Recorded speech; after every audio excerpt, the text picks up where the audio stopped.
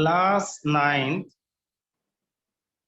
Maths chapter 6 exercise 6.3 question first का एक figure दिया हुआ देखो बुक में 6.39 में नीचे 3 फिगर है। पहला फिगर एक ऐसे लाइन है, यहाँ पे ये पॉइंट टी बना हुआ है, ये आर है। एक लाइन ऐसे है, ये क्यू, ये एस और एस को आर से ज्वाइन कर।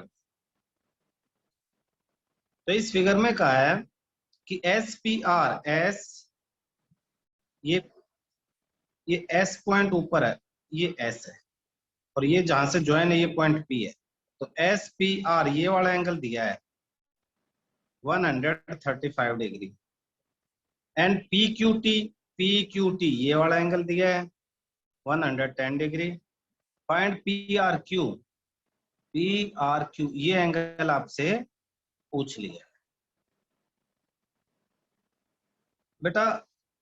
ये दिया है आपको 135, तो इसके साथ वाला एंगल आप निकाल सकते हो, क्योंकि स्ट्रेट लाइन पे दो एंगल है, दोनों का सम क्या होगा 180 डिग्री। तो आप लिखोगे angle S P R plus angle Q P R equal to 180। Reason लिख दो linear pair. S P R की वैल्यू 135 पता है, angle Q P R equal to 180। Therefore, angle QPR equal to 180 minus 135. Angle QPR equal to 45 degree. तो ये value, इस वाले angle की वैल्यू आ गया आपके पास 45। अब एक चीज लिख रहा हूं मैं, ध्यान देखना। PQT, angle PQT equal to angle QPR plus angle PRQ। ऐसा कैसे, मैं यहाँ छोटा सा डायग्राम बना के तुम्हें समझा देता हूं। यहाँ कि अगर कोई ट्रायंगल है इस तरह से, तो उसका ये एक्सटीरियर एंगल इन दोनों इंटीरियर एंगल के सम के बराबर होगा। ये बाहर वाला एंगल ऐसा क्यों होगा? अंदर वाले 3 एंगल है, एक एंगल ये, दूसरा ये, और तीसरा इसके साथ वाला 3। इन तीनों का सम 180 डिग्री है, और तीसरे वाले और बाहर वाले 4, इनका सम भी 180 डिग्री है। तो देखो एंगल 1 प्लस में angle 2 plus angle 3 equal to 180। ये तो एंगल सम प्रॉपर्टी से। और एंगल 4 प्लस में एंगल 3 इक्वल टू 180, ये लीनियर पेयर से 4 और 3। तो जहां पे ऊपर 1 और 2 का सम है, वहां नीचे सिर्फ 4 है, बाकी सब तो इक्वल है।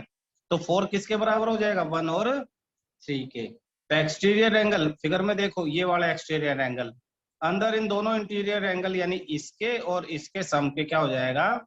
बराबर हो जाएगा। यही मैंने लिख लिया, इसे याद रखना, कई जगह ये प्रॉपर्टी यूज होगी।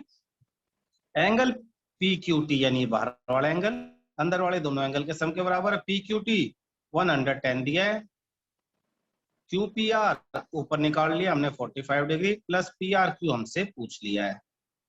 तो 45 इसमें से माइनस होगा तो पी आर क्यू आ जाएगा। Therefore angle P R Q equal to 110 minus 45 degree. तो ये 70 और ये हो जाएगा आपके पास 65 डिग्री। आपके पास आंसर आ गया।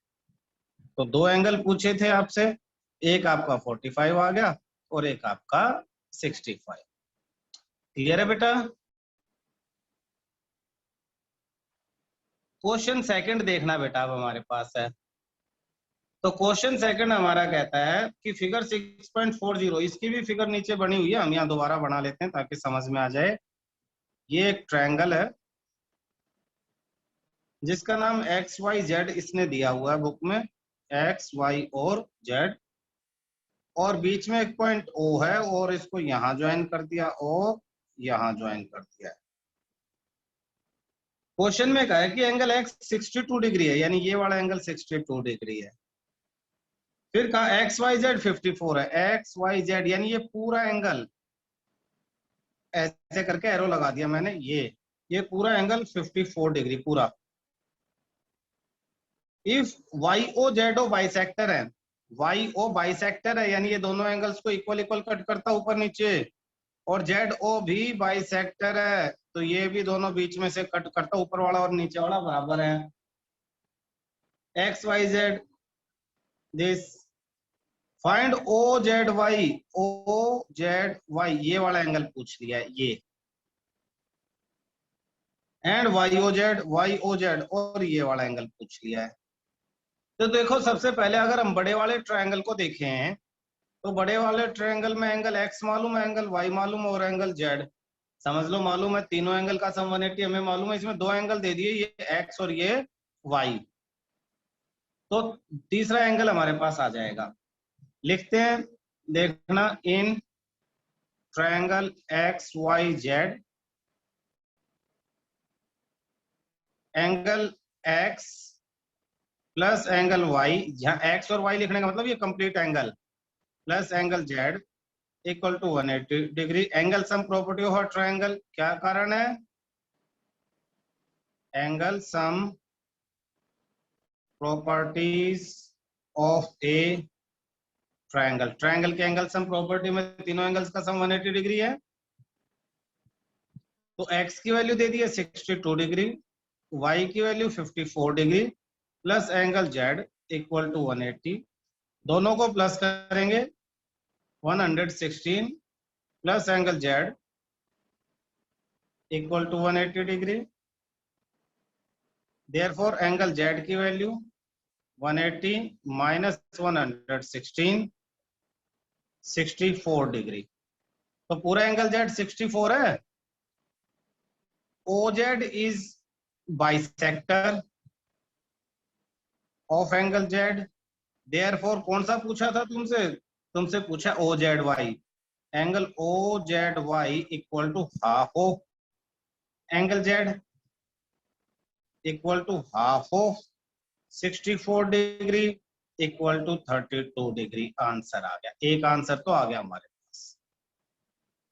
OZ बाइसेक्टर तो पूरे Z को आधे आधे हिस्से में काटेगा, तो OZY यानी सिर्फ एक तरफ का पूरे का हाफ हो जाएगा, पूरा आया था 64, ये हो गया 30। इसके बाद उसने हमसे पूछ लिया YOZ ये वाला एंगल, तो in triangle OYZ half of ये नीचे वाला plus half of angle Z plus angle OYZ equal to 180 degree. Angle Y का हाफ यानी ये वाला एंगल, Z का हाफ मीन्स ये वाला एंगल, और ये ऊपर वाला, तीनों का सम कितना? 180 डिग्री। कारण वही, एंगल सम प्रॉपर्टी। तो हाफ ऑफ y कितना हो जाएगा? y कितना दिया हुआ था? 54, तो 54 upon 2। Half of z, z कितना आ गया था हमारे पास? 64 upon 2 plus angle OYZ equal to 180 degree. तो 54 का हाफ 27 plus 32 plus angle OYZ equal to 180, दोनों को प्लस करेंगे 59 plus angle OYZ equal to 180, therefore angle OYZ equal to 180 minus 59 equal to 121 degree. ये हमारा सेकंड आंसर। तो पहला OZY पूछा था 32, दूसरा OYZ पूछा है तो 121। ठीक है बेटा।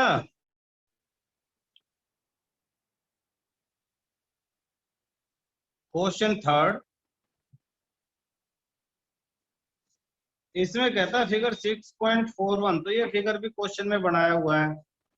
एक लाइन ऐसे दे दी, ये पॉइंट ए और ये दूसरी लाइन इस तरह से नीचे आई, ये पॉइंट ई, तीसरी ऐसे गई थोड़ी दूर, पॉइंट बना दिया डी, और फोर्थ ऐसे, और ये पॉइंट हो गया सी। तो A B C D E क्या क्या वैल्यू दे दी है? ये 35 डिग्री। अच्छा, इसने कहा है क्वेश्चन में ए बी और डी ई पैरेलल है, तो ये और ये ऐसे लाइन बना दी हमने बीच में, ये शो करता है कि दोनों लाइनें पैरेलल। तो एक एंगल 35 और सी डी ई ये वाला एंगल दिया है आपको 53 डिग्री। ये 35। पूछा क्या है, DCE, DCE ये एंगल पूछ लिया है। देखना बेटा कितना आसान है। DEC angle DEC equal to angle, इस एंगल का नाम दिया BAC। BAC क्यों? Alternate interior angles. ये लाइन और ये लाइन पैरेलल है, AE ट्रांसवर्सल है। तो जब ट्रांसवर्सल ऐसे कट करती है तो अल्टरनेट इंटीरियर एंगल यानी ये वाला एंगल और ये वाला एंगल, ये दोनों एंगल क्या होंगे, इक्वल होंगे। इसलिए अगर ये 35 हो तो ये भी कितना हो जाएगा, 35 डिग्री हो जाएगा। Therefore angle DEC equal to 35 degree. क्यों? क्योंकि एंगल BAC 35 आपको गिवन है, इसीलिए DEC भी 35 होगा।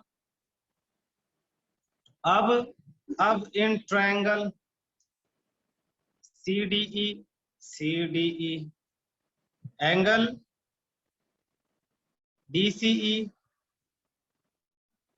Plus angle CDE plus angle DEC equal to 180। कारण angle sum property of triangle, angle sum property of triangle. जिन जिन एंगल्स का मालूम है, जैसे DCE नहीं मालूम तो एज इट इज लिख दो क्योंकि ये तो हमें निकालना है।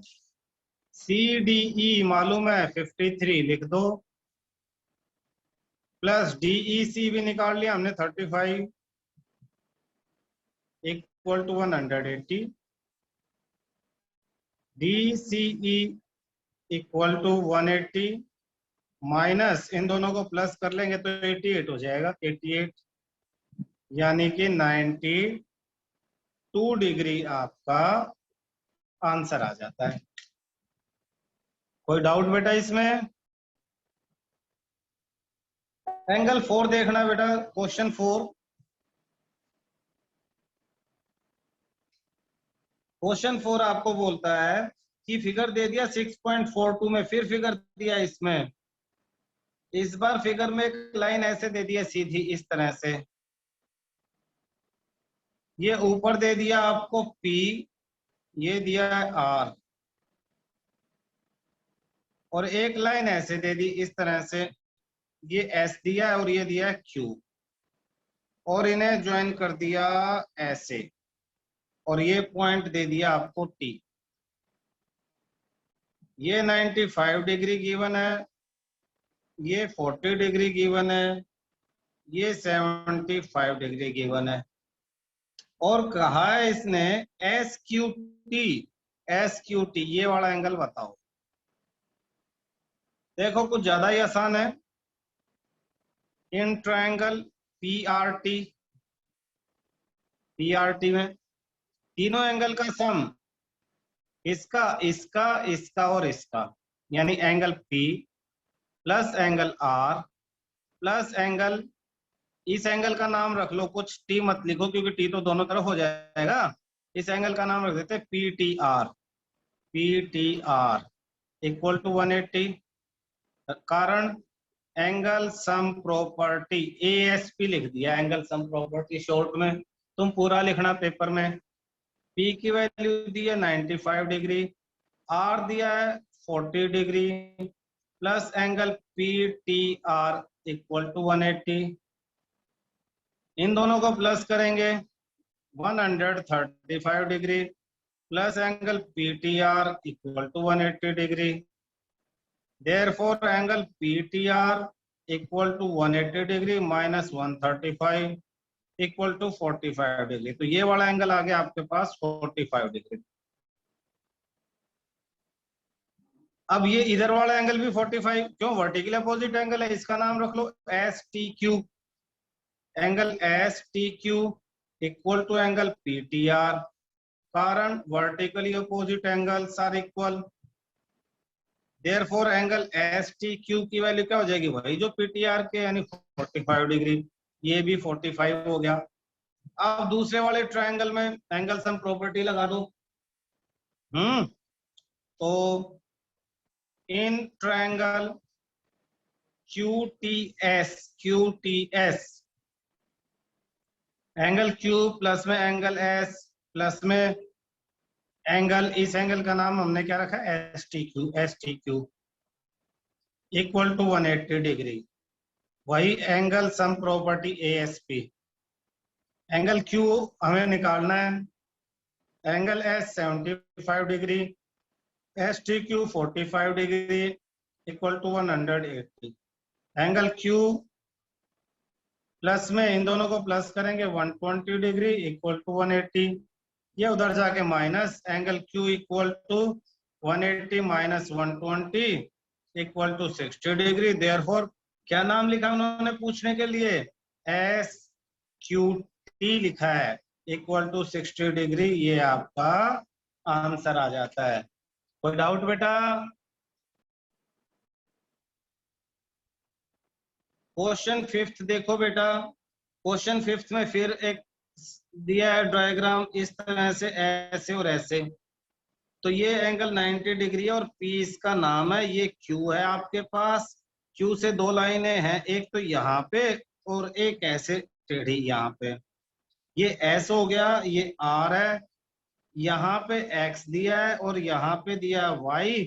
इसे 28 डिग्री दिया है और ये हो गया आपके पास 65 डिग्री। आपसे इसमें पूछ लिया है value of X and Y, X और Y की वैल्यू पूछ ली है। तो देखो मैं सीधा सीधा लिख रहा हूं या थोड़ा सा एक्सप्लेन कर देते हैं। ये पॉइंट आपके पास है T। तो PQR, angle PQR equal to angle QRT। क्यों? Alternate interior angles. ये दोनों लाइनें पैरेलल हैं। ये दोनों लाइनें कैसी हैं, पैरेलल हैं। क्वेश्चन में दिया है PQ पैरेलल ST। तो ये है पूरा एंगल, ये वाला एंगल और ये वाला एंगल, ये पूरा एंगल, ये दोनों क्या होंगे, इक्वल होंगे। तो PQR की जगह दो एंगल है, x plus 28 equal to 65। Therefore x is equal to 65 minus 28, x equal to 37 degree. Answer, पहला आंसर। फिर इन ट्रायंगल QPS, तीनों एंगल का सम, इसका, इसका और इसका 180 डिग्री है। तो मैं सीधा सीधा सिंबल लिख देता हूँ, x प्लस इधर ये 90 डिग्री है और प्लस में ये y इक्वल टू 180 डिग्री। तो x की वैल्यू 37 है, प्लस में 90 प्लस में y इक्वल टू 180। तो 90 प्लस 37 127 प्लस में y equal to 180। Therefore y equal to 180 minus 127 equal to 53 degree. ये आपकी y की वैल्यू है।